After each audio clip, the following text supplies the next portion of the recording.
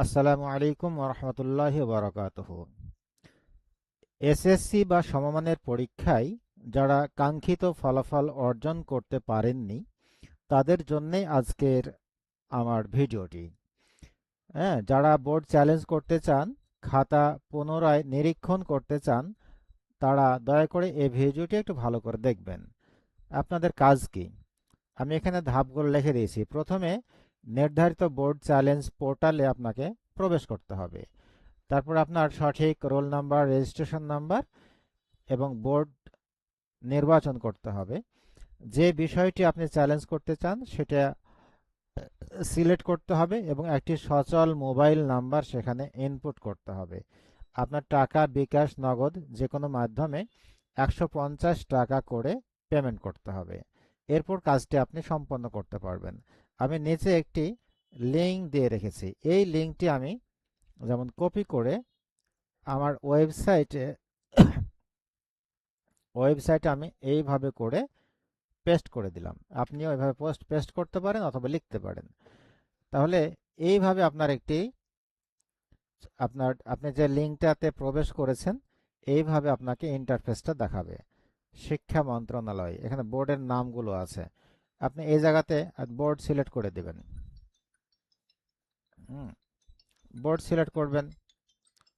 হ্যাঁ, যেমন কোন বোর্ডে, আপনি মাদ্রাসা হতে পারে, রাজশাহী বোর্ড হতে পারে, বা যে কোনো বোর্ড হতে পারে। আপনি রাজশাহী বোর্ড, মাদ্রাসা বোর্ড, হ্যাঁ, আমি মাদ্রাসা বোর্ডেই ক্লিক দিলাম। এখানে রোল নাম্বার, আপনি একটা রোল নাম্বার দিবেন, একটি ভ্যালিড রোল নাম্বার। আমিও দিচ্ছি, যেমন 10, 80, 85। নিচে একটি রেজিস্ট্রেশন নাম্বার দিলাম, 23, 18, 89, 87, 39। আচ্ছা, তারপর এসএসসি 2026 সব ঠিক আছে, জমা দিন। হ্যাঁ, 10, 80, 85, 14। আচ্ছা, জমা দিন বাটনে ক্লিক করলে দেখুন কয়টা সাবজেক্ট আমি দেখতে চাই সেটা এখানে এভাবে লেখা এসেছে। আপনি যে সাবজেক্টগুলো আছে, এখানে যে সাবজেক্টগুলো দেখা যাচ্ছে এই দুটো সাবজেক্ট যদি আমি মুছে দিতে চাই তাহলে আমি মুছে দিতে পারবো। এবার আপনি কি কি সাবজেক্ট দেখবেন, যেমন হয়তোবা এখানে একটা ক্লিক দিলাম, এখানে একটা ক্লিক দিলাম। তো যে যে বিষয়ে আপনি ক্লিক দেবেন সেই বিষয়টা আপনার এই জায়গাতে চলে আসবে। এখন লেখা আছে ফি, এই যে ফি প্রদান করুন। আপনার অবশ্যই একটা মোবাইল নাম্বার দিবেন। আমি একটু আগে এখানে ঢুকেছিলাম তাই আমার মোবাইল নাম্বারটি এই জায়গাতেও নিয়ে নিয়েছে আগে থেকে। আপনি মোবাইল নাম্বারটি, আপনি সচল মোবাইল নাম্বারটি আপনার দিবেন, এই যেভাবে নাম্বারটি দিবেন আপনি। আচ্ছা, দেওয়ার পরে লেখা আছে ফি প্রদান করুন। আপনি ফি দিবেন। হ্যাঁ, ফি দিবেন কোথায়? নগদ থেকে দিতে পারেন, বিকাশ থেকেও দিতে পারেন। ফি প্রদান পদ্ধতি আপনি এই জায়গা থেকেও আপনি দেখে নিতে পারেন। এই যে দেখুন। হুম, তাহলে এখানে লেখা আছে কি, এই যে বিকাশ, নগদ, তারপর সোনালী ই সেবা, সোনালী ওয়েব, বিবি, ডিবিবিএল, হ্যাঁ, এবং উপায়, এগুলোতে আপনি ফিটা দিবেন। তো এরপরে কি করবেন? আচ্ছা, ফি দেওয়ার পরে আপনি এই যে বোর্ড সিলেক্ট করবেন, রেজিস্ট্রেশন নাম্বার টাম্বার সবগুলো দেওয়ার পরে আপনার এখানে টোটাল পদ্ধতিটাই কিন্তু এখানে লেখা আছে। এই পদ্ধতিতে আপনি এগিয়ে যাবেন। এই যে এটা আমি করলাম অলরেডি। আমি সাবজেক্টগুলো দিয়ে দিলাম, এভাবে নিয়ে আসবেন। আচ্ছা, এখানে আপনি টাকা 150 টাকা করে আপনি পেড করে দিবেন। হ্যাঁ, পেড করে দিলেই আপনার কাজটা সুন্দরভাবে হয়ে যাবে। এই যে জমা দিন বাটনে ক্লিক দিবেন, বাস।